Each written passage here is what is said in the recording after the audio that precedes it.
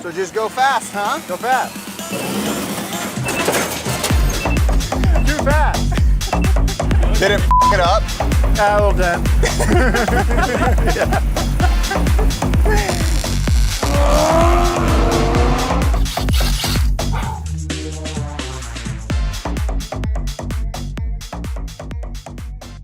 We're up here at EAD, our friends up in Agora Hills. They do a lot of work on cars like these, and today we're gonna do some work to Jerry's M3. We're gonna do one of the biggest maintenance items these cars need, which is replacing the engine bearings. My boys over at ECS Tuning sent us everything we need to do the engine bearing replacement, and then Valvetronic also sent Jerry a valved exhaust for this thing.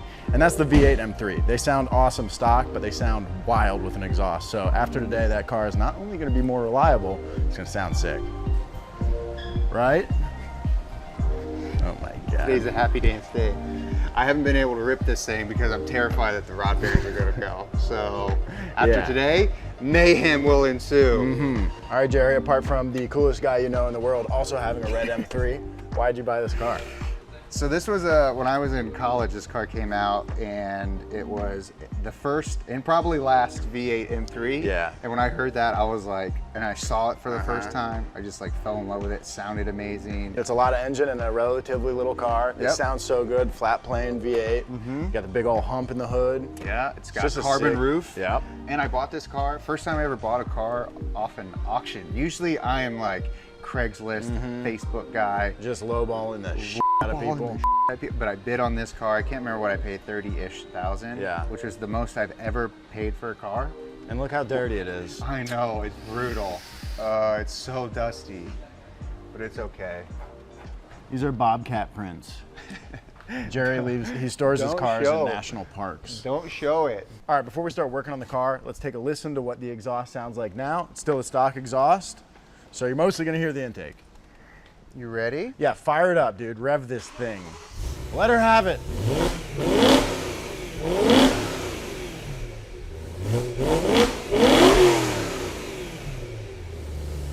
Classy, understated. It's not very loud. Most of the noise is coming from the front, but that's all about to change. All right, so Valvetronic sent me over one of their stainless setups. We got the X-pipe, we got the high flow cats. I got black tips. Hopefully these look nice. I was gonna do some black trim pieces on the car. I don't know if I'm still gonna do that, but it'll match the carbon fiber nicely. And then the cool thing, this runs off of, there's a little air pump in here. This system has a cutout that'll allow this thing to get a little bit more flow and sound insane. So this is the box that'll allow us to do that. So not only do we need to install the exhaust, but we also have to wire it up. So I think while they're starting the rod bearings and the disassembly, Joby and I will start disassembly the stock exhaust and then start getting this thing put on. Jinx.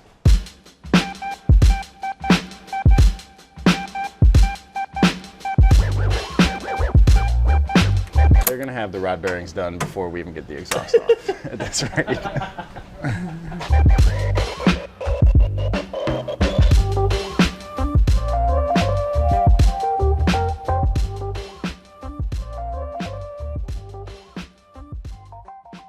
We're pulling the Conrod cap for cylinder 8 currently, and we're gonna take a look at the bearing. If it's gonna be bad, this is gonna be the one that will be bad. It's back of the engine, feels hot there, so we'll see. A little bit of copper showing kind of right in the middle there, but otherwise it's pretty good. Not bad. Okay, so here are our old rod bearings.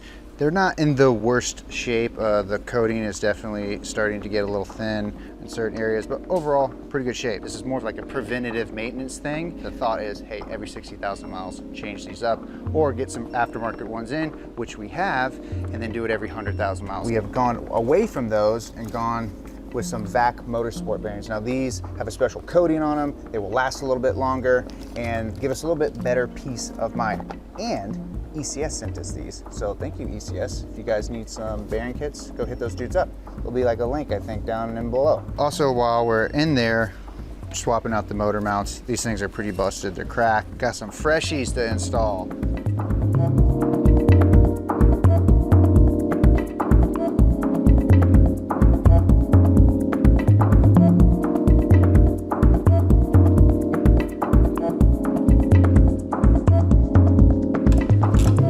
We're gonna hear this thing fire up. This thing's gonna sing. All All right, so we're just plugging in the controller for the Valvetronic exhaust. It just plugs right into the cigarette lighter. And if Jerry wants to, you know, splice it into some wires later on so that it just comes on with key on, he can do that, but it's super simple to be able to just out of the box plug it into the cigarette lighter.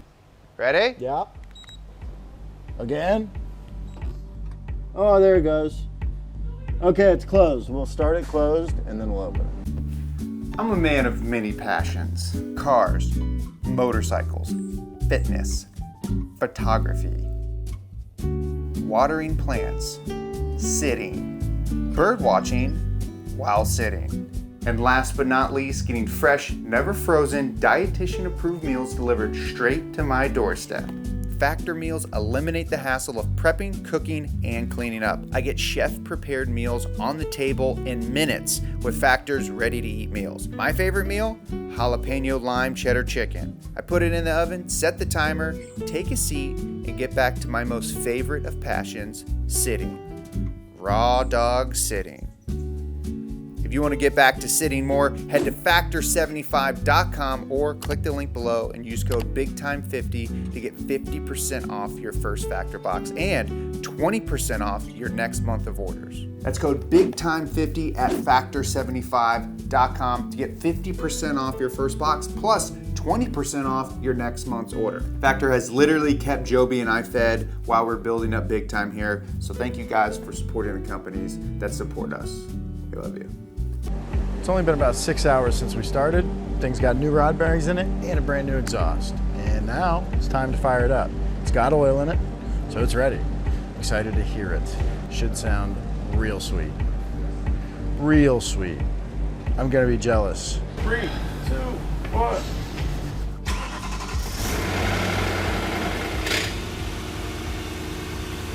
Starter. Okay. Okay, now you got that key on you? I do have the key on me. Should we do it? Open that thing up.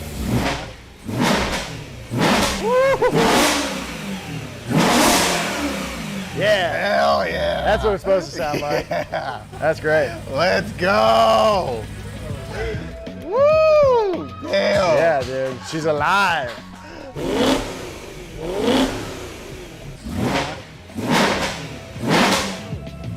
Great work. If you guys live in Southern California, EAD, dude, check these guys out. They're sick. They're actually like, just like homies. You know, at this point, we've done a lot of work with them in the past, so they're now with the crew, the Big Time crew. They even gave us shirts. Yeah. Okay, the boys are almost finished up. We're gonna throw the wheels back on and then go rip the sucker.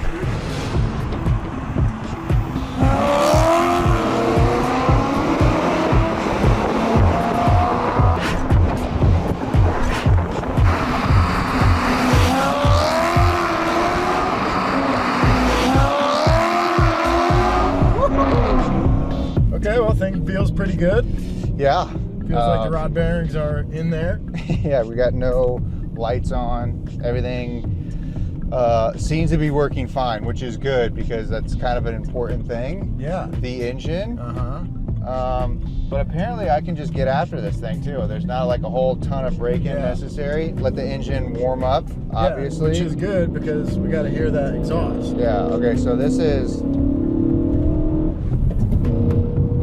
That's closed? That's in quiet mode. That's pretty quiet. You still hear the intake, which is awesome. You got the intake noise, that Venturi intake sounds. Okay, now let's hit a button. There we go. All right. Is that it? I don't know. It didn't sound that loud. I don't think it is. There we go. There it is. Okay. Just at the push of a button. Yeah, with the push of a button you can. Although I'm still trying to figure out which button does what. Okay. Quiet mode. Whoa, it's so quiet. Whoa, it's so loud.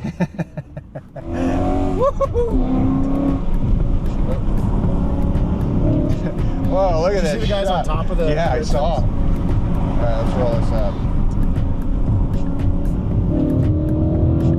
Dude, that sounds so freaking good. Yeah, man, it just lets this engine sing its song, and it revs forever. It sounds so good. Yeah.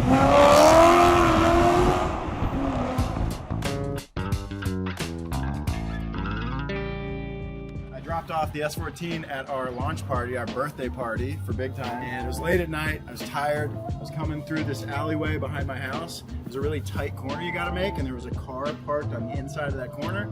So I took it really wide, took it a little too wide, and slammed like a concrete bollard with the fender and then the front wheel and tire, which bent this axle. So I gotta ditch this axle and replace it with this one. And Jerry's gonna help me.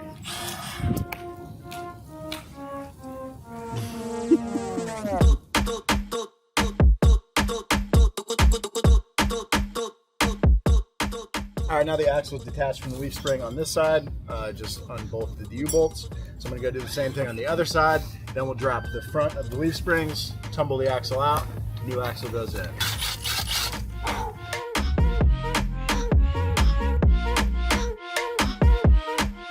You might be wondering how trailer brakes work, and there's no hydraulic fluid spilling everywhere. That's because they're electric. They're drum brakes, and when you hit the brake pedal, electricity comes back to the brake and ignites or excites an electromagnet that basically pulls into the drum and spreads out the shoes. And pretty easy to replace, just a couple wires, so no problem. I've been really needing Job to fix this because I bought a toy for the channel and we haven't been able to use it because we don't have a trailer. So when you're getting a new axle like this, there are basically two measurements that you need to consider. That's the spring centers, which is basically the distance between the two leaf spring mounting points, and the hub face distance, so basically the distance between the two hub faces. So if I recall correctly, this is an 82, 95, I think. 82 between the leaf spring mounting points and 95 between the hub faces. If this fits, everything I just said is true. If it doesn't, then maybe it isn't.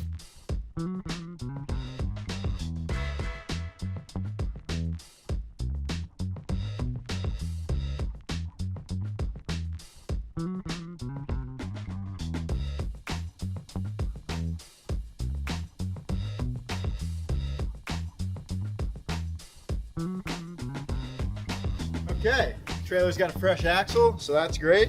I'm gonna fix the fender, maybe today, maybe not.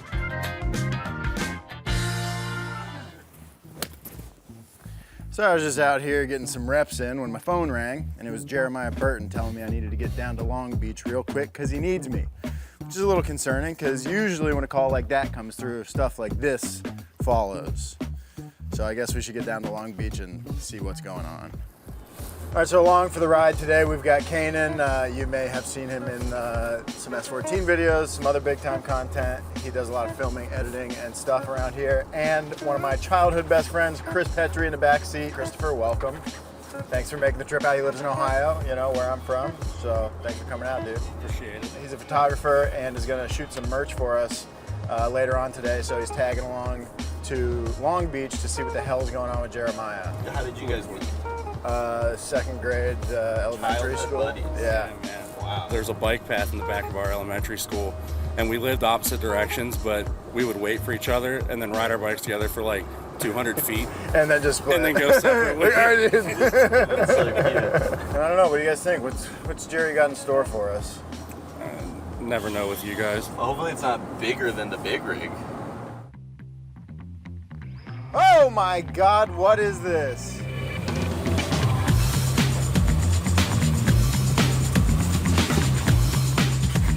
Hello. Why, hello. What's this? Oh, nothing.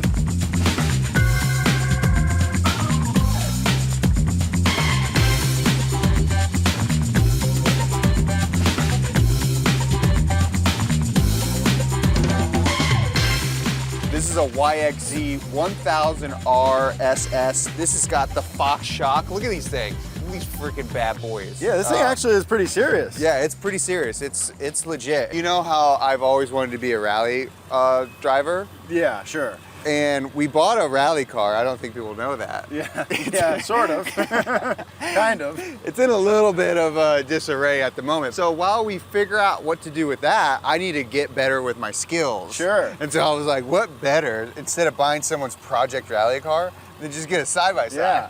the perfect practice rig. Yeah. All right, I'm in. All right, cool. Sold. Thanks. I thought you were going to be mad. Well, let me ask you this. Where are you planning on keeping it? Fast Lab, they're like the guys to put in cages and all sorts of accessories for these YXZs. They're gonna put a legit cage in this thing. Yeah, these are kind of dangerous. Yeah, these are super dangerous. So I got harnesses. They're gonna put a new cage in it, spare tire carrier on the rear. They're gonna get us all squared away. All right, so I'm here with Harley, one of the owners here at Fast Lab. We have the stock cage removed off of the side-by-side. Now, what's the problem with this one and why do we need one that's a little bit beefier? So the stock cages, especially on the Yamahas, they're thin wall, they're 061 wall, and there's no triangulation throughout the cage. So you'll see in the front here where it attaches to your A-pillars, there's no diagonals, there's no structure between the A-pillar pickup points, and even up here, right, you have dead tubes here and here, this bend.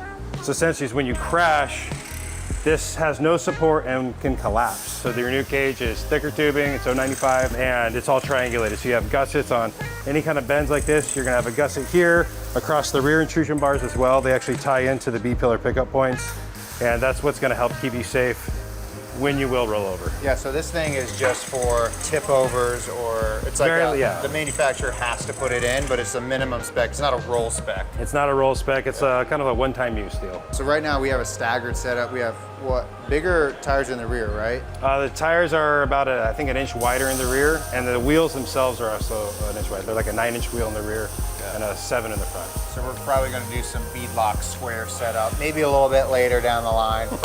First I'm just itching to drive this freaking thing.